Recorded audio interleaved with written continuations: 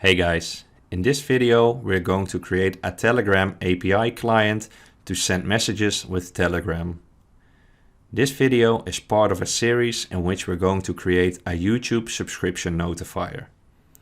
This notifier will send a message if we gain or lose subscribers for the YouTube channel. I already opened the Telegram API documentation for the send message endpoint, which is the endpoint that we are going to use. As you can see, it contains a variety of parameters, but the only two parameters that we are interested in are the required parameters, namely the chat ID and text. Let's get started with the creation of a class library that will act as the client for Telegram. Let's create a new project. And like I said, it will be a class library and it will be in .NET Standard. And I will name the solution Telegram API and the project name will simply be client.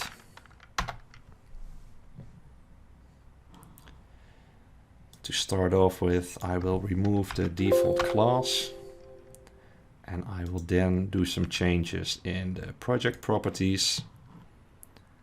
What I always do is prefix the name of the assembly and the default namespace with the name of the solution. So let's do that. That will make it Telegram API.client. In this case, I also plan on making a NuGet package for this client though, and I want it to easily be recognized as a as a package from my YouTube channel. So because of that, I will also prefix it with the abbreviation of the YouTube channel name. So code along with Ron. And I will also add that to both the assembly name and the default namespace. And now that that is done, let's create a JSON file that will contain the base URL and the endpoint for the Telegram API. I will name that Telegram API settings. And let's start with the base URL. I already have that on my other screen, so let's paste that over here. As you can see, the base URL is api.telegram.org/bot. It then expects an access token. And obviously the send message part is not part of the base URL, but that is an endpoint. Now what we want to do is replace access token with a format item. So let's do that. And then let's add the endpoints. And I will also make this an object because it could contain multiple values. In this case, we will only add a single endpoint, but if we would ever want to add more endpoints, we would be able to do so. And I will name this endpoint send message. Let me paste this again and then only keep the endpoint. There we go. Now let's create a model to match this setup. So that will be a class that I will also name Telegram API settings.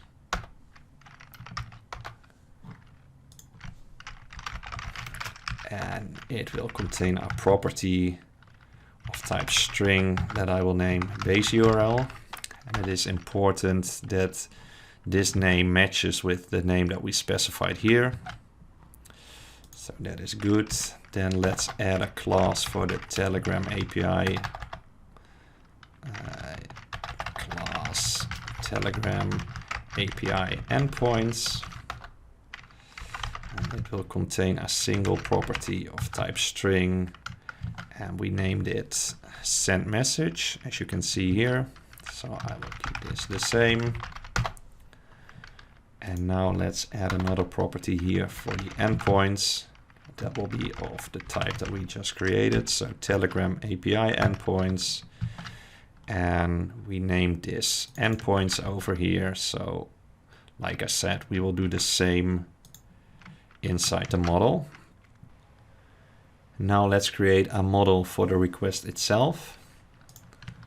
I will name this model Telegram send message request.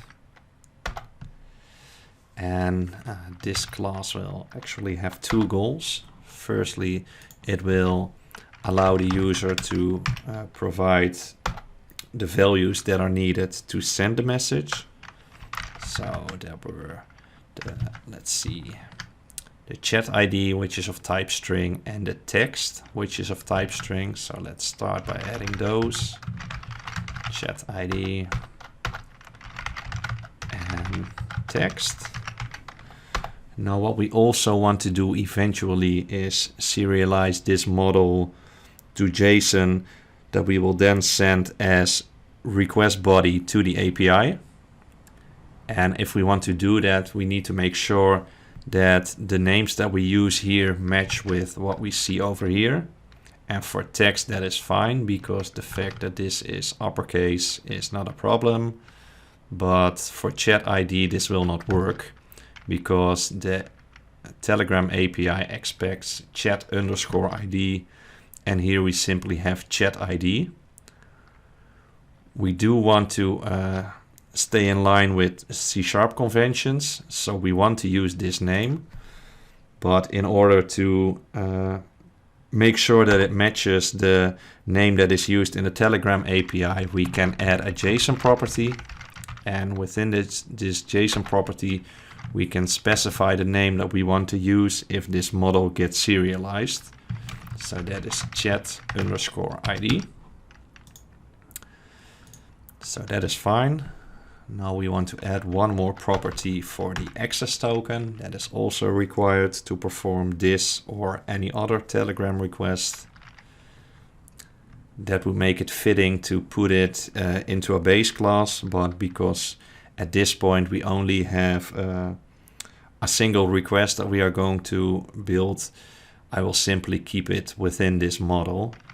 So that will also be a property of type string named access token.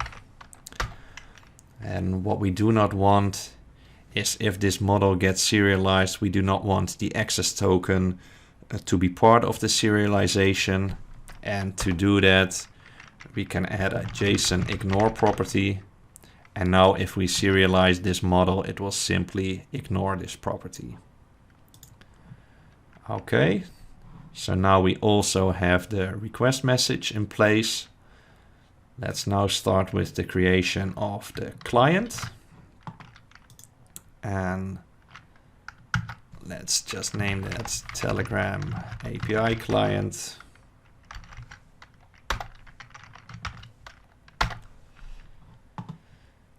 And I will make that an internal class, because I will eventually create a public interface for this. And then I want the implementation to be internal, but I will extract the interface from this implementation once we're done. Now let's start with the creation of a constructor. What we will need is the iHTTP client factory, which is part of .NET Core.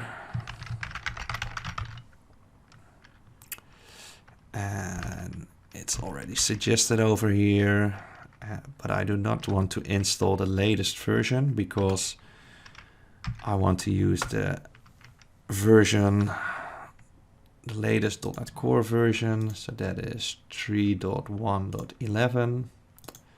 Let's install that.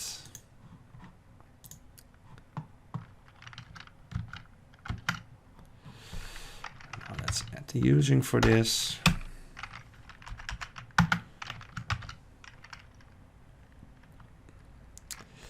And I actually want to initialize a field for this. And I use Roslinator, which I like a lot. It helps me with a lot of quick suggestions and stuff like that. It's like a free alternative to ReSharper. But one thing that I do not like about it is, as you can see, I checked the box that said prefix field identifier with underscore. And for some reason, every time I restart Visual Studio, I have to uncheck this and check it again to make it actually prefix it with an underscore. So you will see if I press Ctrl dot again, it will now prefix it with an underscore. It's a bit of an annoying bug, but I love the tool nonetheless. Okay, so now we have the client. What we also need is access to the settings model that we created. And I want to use iOption snapshot for that. I created a video earlier in which I talk about reading data from iConfiguration. I recommend you to go check that video if you do not know how iOption snapshot works.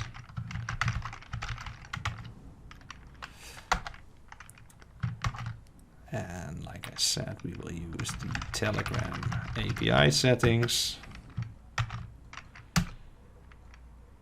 And I will simply name this option snapshot and also initialize a field for that. Now let's add a method, and that will be an async method because we are going to call the Telegram API, so it will be an async task.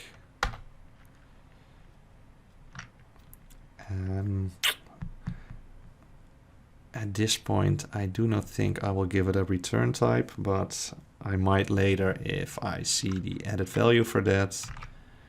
And let's name the method that we're going to use send message. It will take the request message that we created as input parameter. So Telegram send message request. I'll just name this request. Let's do a null check to make it a bit more robust. If it is null, we will throw an argument null exception. This is all pretty common.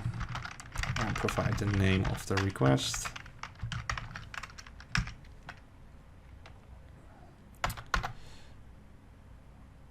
Now let's retrieve the Telegram API settings from the option snapshot.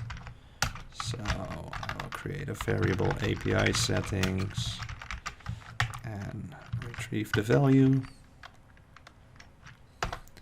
Now let's create the base URL that we will need. And if you remember, it was api.telegram.org/bot and then the access token. So let's combine the two. Base URL is, and then we will start with the, let's do it like this, string.format, and then provide API settings dot base URL, and then we can provide the access token, which is part of the request. So now we have our base URL. Now let's create a client using the HTTP client factory. Now we can do that over here. Create client, and I will not provide a name, so I will simply use this overload. Now let's configure the client. Let's see, base address is a new URI. And here we can provide the URI string, which is base URL. And now what we want to do is perform a post. So client dot post async. And what does it take? It takes a request URI and HTTP content. We have not yet created the HTTP content. And the way that we do this is by first serializing the request. So I will use request JSON is JSON convert, and then serialize object, and the object that we are going to serialize is the request. Okay, and now what we need to provide is HTTP content, and in order to do that we will create string content.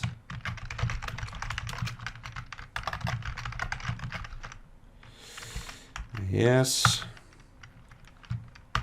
We will first provide the content, which is the request JSON. For the encoding, we will use UTF-8.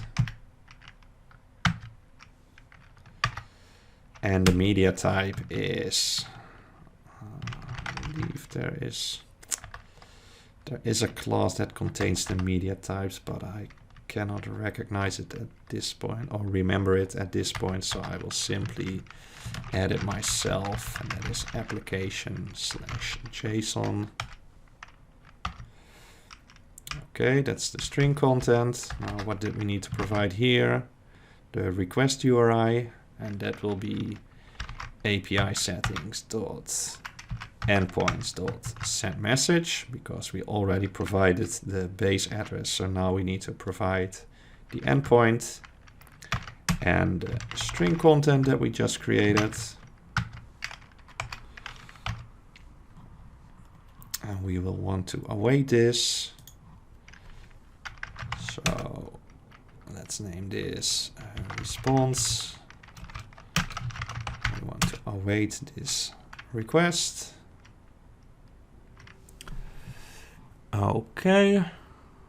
And now let's simply call response.ensure success status code, and this will throw an exception if the request is not a success, and otherwise we are simply done.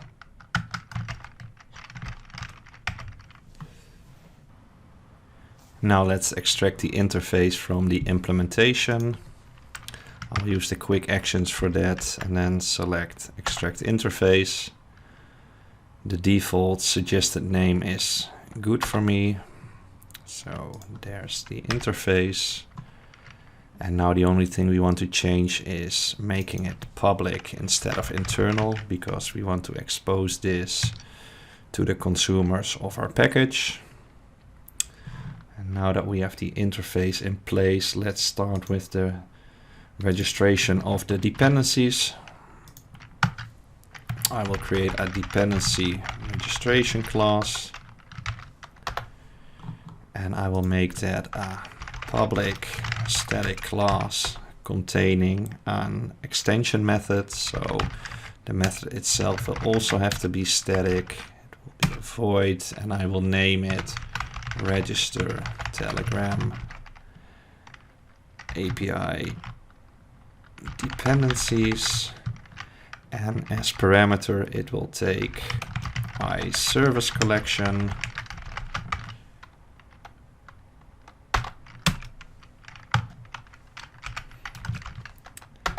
and let's start with the registration of the client that we just created. So I telegram API client, and then provide the implementation. We also use iOption snapshot, so we will also have to add the dependencies for that.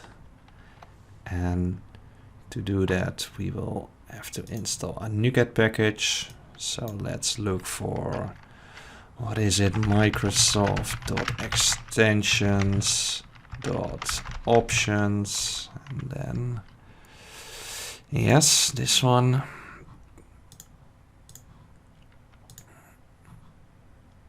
Okay.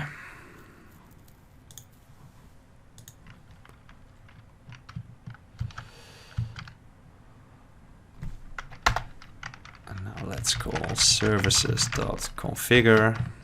And we want to configure the Telegram API settings. And we want to do that using iConfiguration. So we obviously also need to provide an instance of iConfiguration to this method. Okay. And now for the options, we will have to call add options. And again, options for the Telegram API settings. Okay, and we also have to add a dependency for the HTTP client. And I believe these are all the dependencies that we need to register. Now let's create a new project for this solution, and this will only be a temporary project to test if what we created actually works. And the easiest way to do this is using a web application, because we can then very easily use dependency injection with that. So let's create a web application. An API is fine.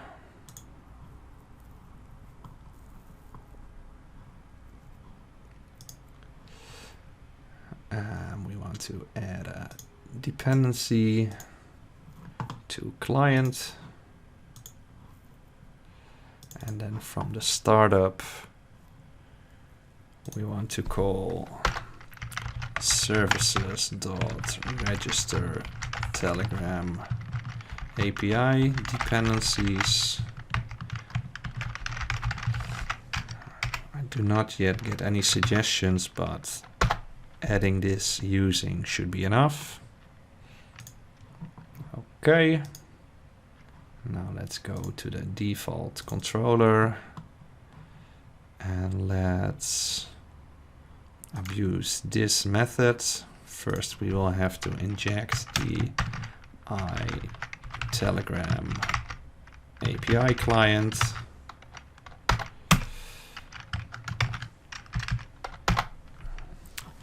There we go. And we will call, I need to make this async because the method within the Telegram API client is also async. That's not a problem, okay. Await Telegram API client, send message. And let's just manually create a Telegram send message request. And it contains a chat ID and access token and text. For text, let's simply say testing 1, 2, 3. We can retrieve the chat ID from the Telegram API. So let's go back to the browser. Let's open a new tab and we can retrieve it at the endpoint get updates. And what you will occasionally see is that you get a quite limited result from this endpoint. That can be resolved by going to Telegram. And this is where we ended our last video. Now, if we go to the bot that we created, click start. I believe that should already be enough. So let's refresh this. Okay. And we now get more results. And we also see a chat ID over here. So let's copy that. And let's go back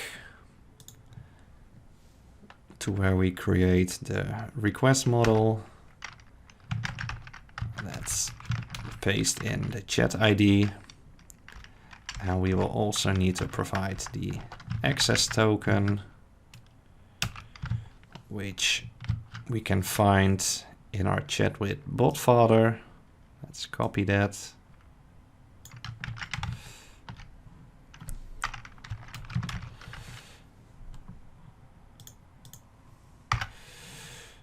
There we go.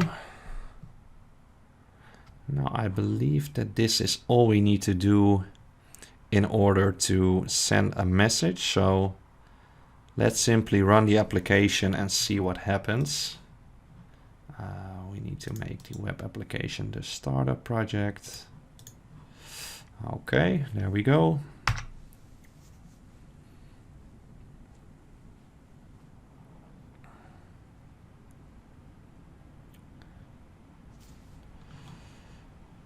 I will accept the risk.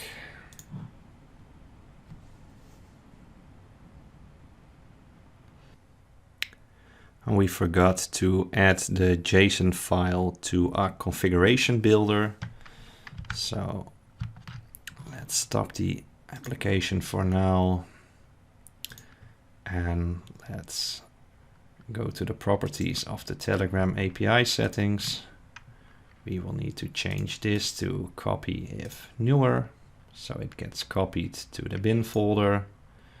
Now what we also need to do is go to this startup, and then let's create a constructor over here. And here we will create a builder. That's actually a configuration builder. And we want to add a JSON file. And I don't care about the default app settings too much. The only file that I'm interested in at this point is the Telegram API settings JSON file. I will not make it optional, so just let it crash quickly if it cannot find it. I want to reload it if it changes. And that's actually all I want to do. And now let's assign this to configuration, and that is then builder.build. And we can remove this constructor. Okay. Let's try that again.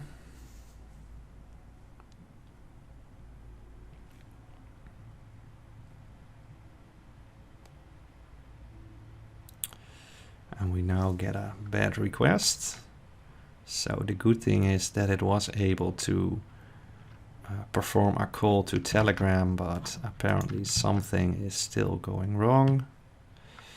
So let's go to our Telegram API client. And let's put a breakpoint over here so we can see a bit more about the response.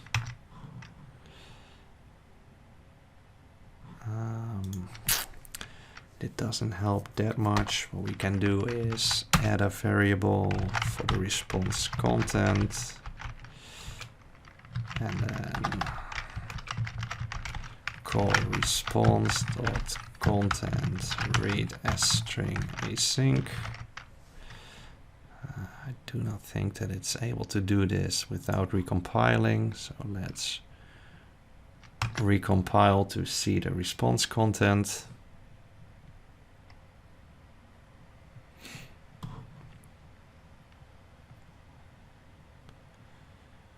Message text is empty.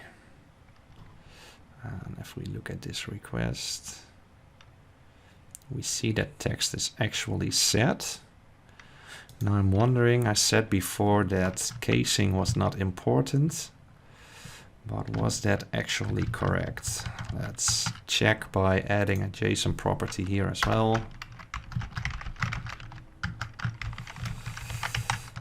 For text. I will stop and run the application again.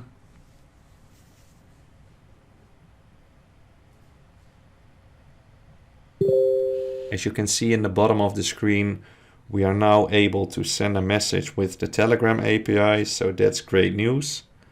Now let's do a couple of final optimizations, and then we are done with the creation of the Telegram API client.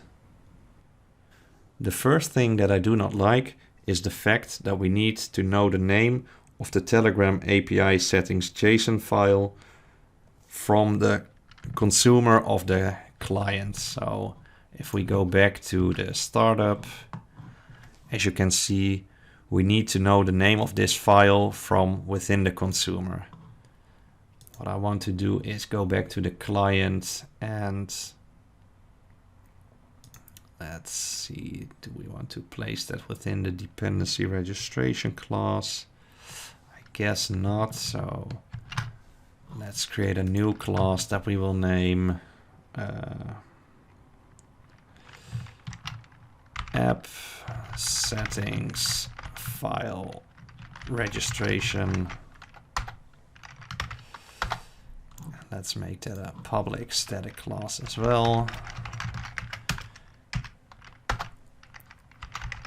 And again, I want to make an extension method, but this time, let's see if we go over here, what does this return? An instance of iConfiguration Builder.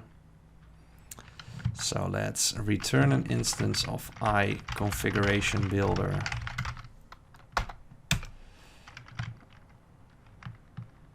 Register Telegram API settings file.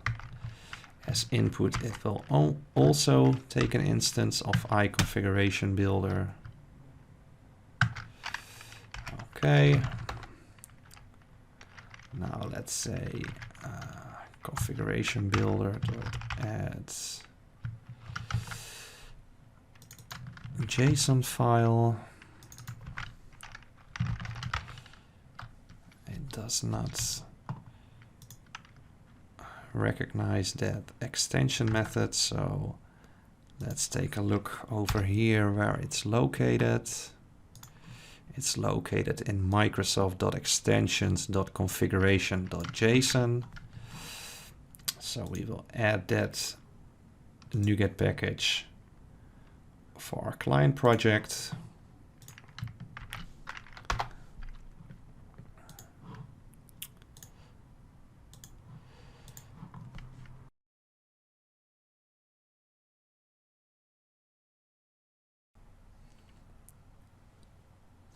Okay, seems to be back up. And it's now installed. Let's go back over here. It should now recognize this extension method. Perhaps it already does. Let's check again. Yeah, it definitely does. And again, for this also, let's copy what we already have over here.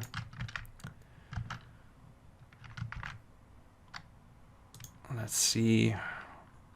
We do not want it to be optional, and we want it to reload on change. So that is good. And now we simply return the configuration builder again. And now from the consumer of our package, we do not have to do this, but we can simply call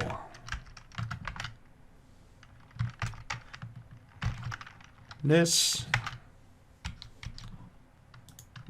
Let's see, why is it not being recognized? Because I forgot the this keyword. Now it should recognize it as an extension method, and it already does recognize it. So let's see if we run this again, if it's still able to send a message with Telegram. And it does, so that's another good fix. Now let's stop this, and let's also remove this, because we now know that this is fine.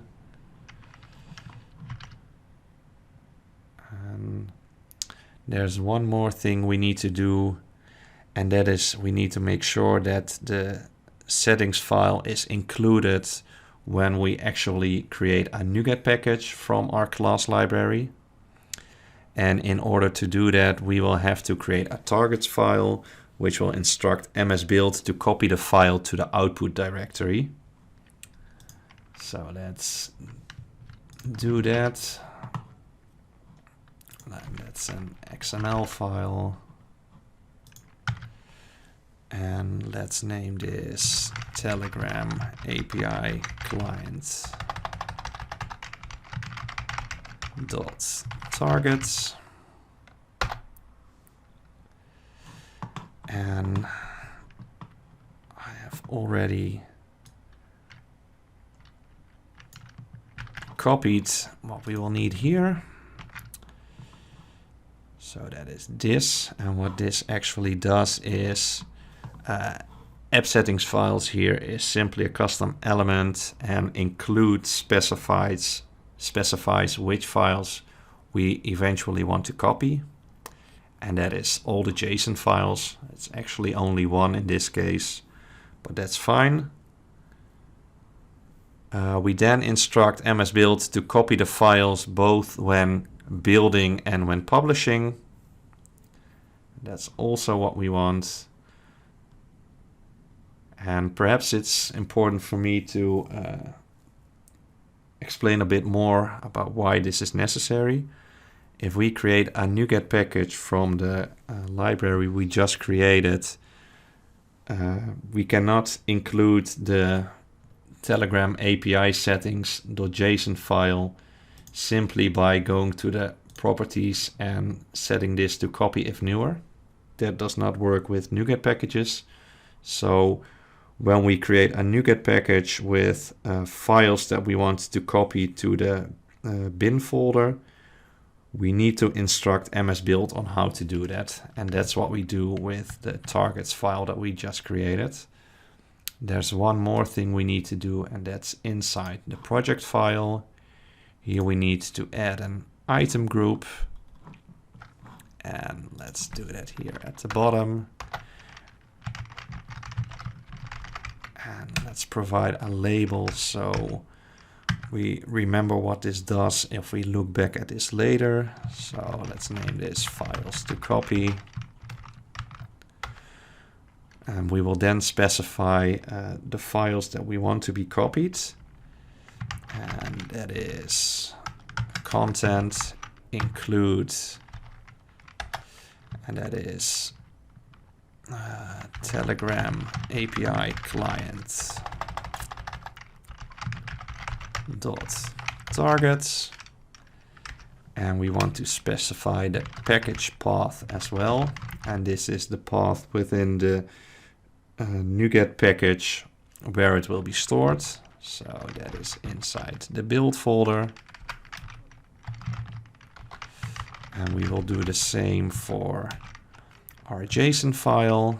Again, we will use the wildcard, so all JSON files will be copied, and we will use the same package path, build again. And let's build again to see if this all works as expected. It does not. Let's see, the problem is on line 25. Oh, for some reason I have condition here instead of include. I'm not sure how that happened. Let's build again. On line 1 it's now complaining.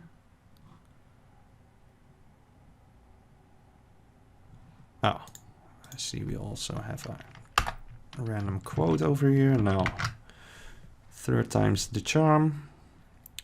And it seems like it is. And with that, we have done all the things we need to do to send messages with Telegram, and also to create a NuGet package for this class library.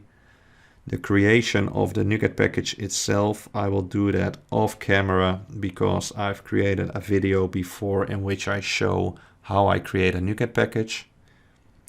If you would like to see how I do that, I would recommend watching that video because the steps will be exactly the same as I will do with this client library.